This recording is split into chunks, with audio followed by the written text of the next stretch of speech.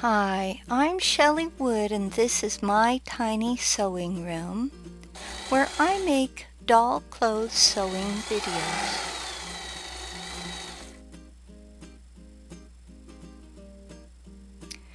Today I'm going to show you how to make a simple little white cotton shirt which should fit Topper Dawn dolls, Palitoy Pippa dolls, Remco's I Dream of Jeannie, and other fashion dolls in this 6-inch size range. But before we begin, please go to shelleywood.com to download and print this free PDF sewing pattern.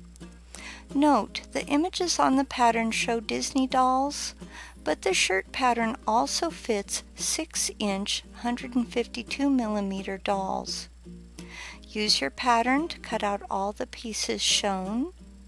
Lay one bodice front on top of another, keeping right sides together, so the pretty side touches the pretty side if you're using a printed fabric like this one. Sew around the neck area.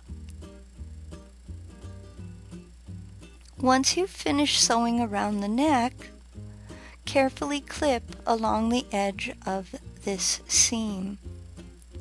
Now I recommend using these little Fiskars stitchers, and I'll put a link to those in the description below. They're super helpful for tiny work like this.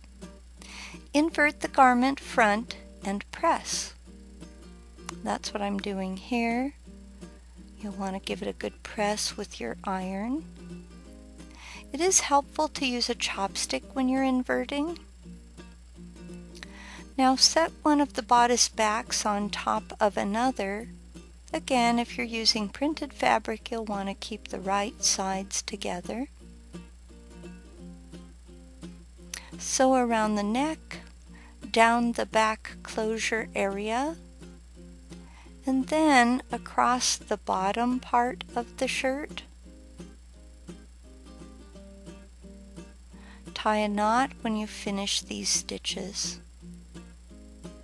Follow these directions to make both backs. Clip your seams and corners.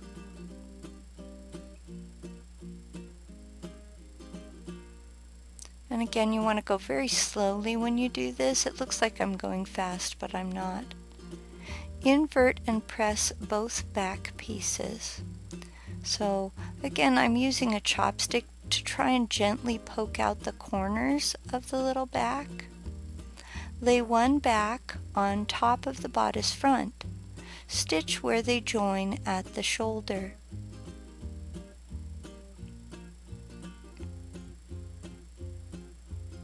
Do the same for the other back piece.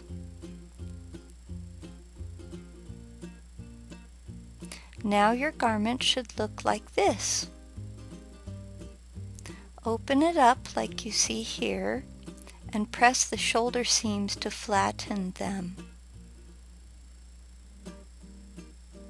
Turn it to the right side so it shows no stitches. Now we'll set that aside and pick up one of the sleeve pieces for a moment. Along the longest straight edge of the fabric, fold once and then a second time.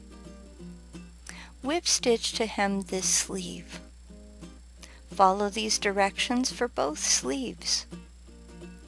Lay one of your sleeves alongside the bodice and stitch the sleeve to the bodice from the underarm area to just shy of the shoulder seam.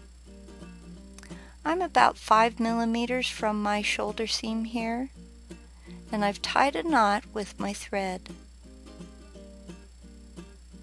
Now pull the sleeve around to the other underarm, and that can be tricky to understand, so here I am showing you how it's done. You'll notice I have sewn my sleeve partway to the bodice, and now I'm going to just pull it around so that the underarm meets the tiny part of the sleeve.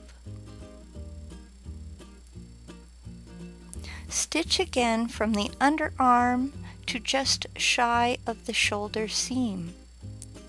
there will be a tiny gap between the sleeve and the bodice. If there's enough sleeve to do so, run a gather stitch at the top of the sleeve until the sleeve and the bodice shoulder match in length. Then stitch the sleeve to the bodice shoulder. My gathers here are pink and my stitches are shown in blue.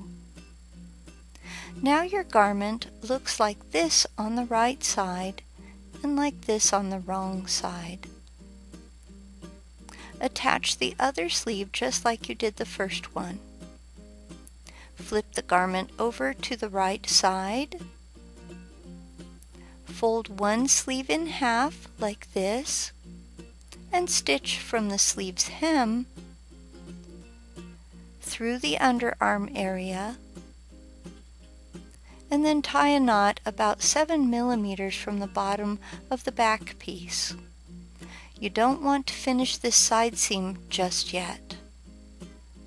Do the same with the other side of your shirt, folding the sleeve down and stitching from the sleeve's hem to partway down the side of the shirt. Turn your bodice upside down like this and insert the raw edges of the bodice front fabric in between the two bodice front pieces. It's important to make sure that your front and the back will match in length. Okay, to show you what I mean by that, here's mine, and I'm going to fold in these raw cut edges of the shirt's front so that they're kind of forming like a little puppet mouth there, almost like a sock puppet mouth. And then you have to see, are they matching in length with the back? If they're not, you have to adjust them, which is what I'm doing. And I didn't speed this up because I want you to see that it does take a little bit of time to get them to match that back piece in terms of length, because eventually you're going to have to stitch the side seam there and you want them to match. Whip stitch along the bottom of the bodice front.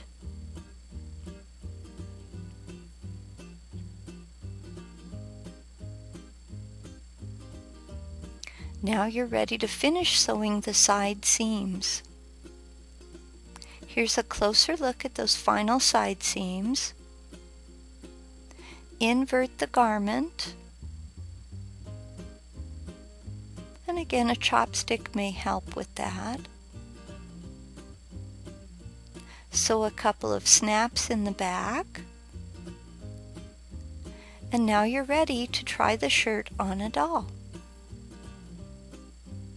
For more free printable sewing patterns for making doll clothes to fit dolls of many shapes and all different sizes, please remember to visit my website, shelleywood.com.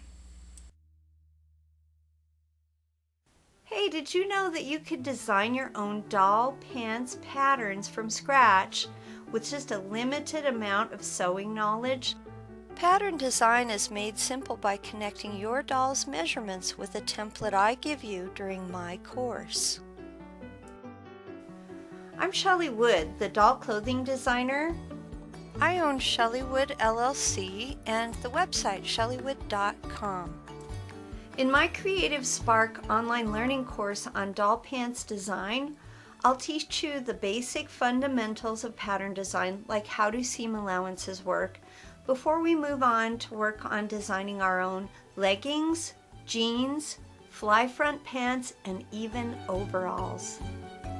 So please join me. I would love to see you on the Creative Spark online learning platform. Come see what we offer. Again, I'm Shelley Wood, one of the instructors.